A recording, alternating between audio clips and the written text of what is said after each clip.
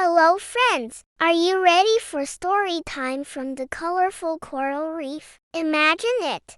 Bubbles rising and a school of fish swimming by. Foongee, a bright yellow seahorse with a bouncy tail, zipped excitedly around a large sea anemone, his eyes sparkling like tiny bubbles. He spotted his best friend, Okra the green sea turtle, munching happily on some seagrass nearby. Hello, Okra! Have you ever heard the story of Noah's Ark? Okra blinked his big turtle eyes. No, what's that? It's a super story that another seahorse friend of mine, Nori, told me. Nori had traveled to many different parts of the ocean and heard all sorts of legends. He said this was the most wonderful story of all. Foongee took a deep breath and said, "Long ago, people on land were forgetting about God. They weren't kind or loving. The people up there were always arguing,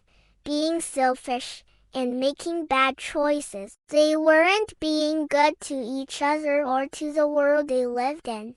The Creator who made the whole world just for us looked down and saw all the arguing and unhelpful deeds. This made God so sad. He decided the land needed a deep cleaning to wash away all the unkindness. God saw that there was one man, Noah, who listened to him and was good. So, God gave him a job to build a giant boat called an ark. A boat bigger than a sea turtle, bigger than a whale," said Foongee, "big enough to carry Noah's family and two of every animal in the world. Every animal big, small, fluffy, or scaly. Even animals we don't see under the sea." Once everyone was safely inside the ark, the rain started. It rained and poured for 40 days and 40 nights until the whole earth was covered in water. A great flood.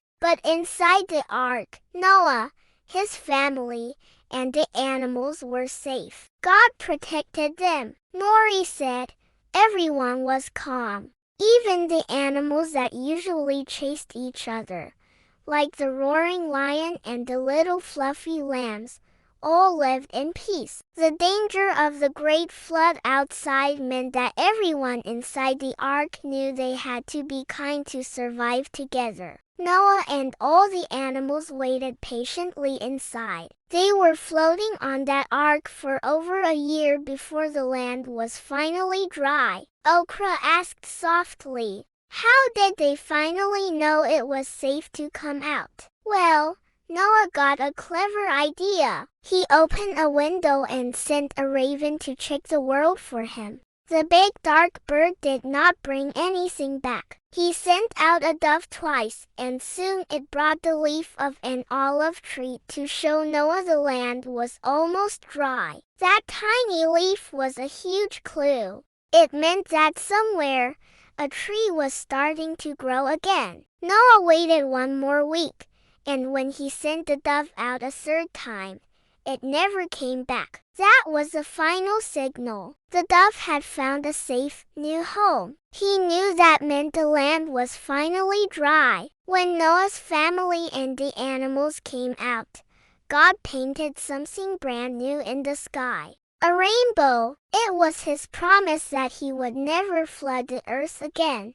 Wow! So the rainbow is like God's colorful promise, Okra whispered. Foongee, nodding proudly, said, "Exactly. Every time we see a rainbow, it reminds us that God keeps his promises." Thanks, Foongee. I'm really glad Nori shared that awesome story with you. I'll definitely remember it forever.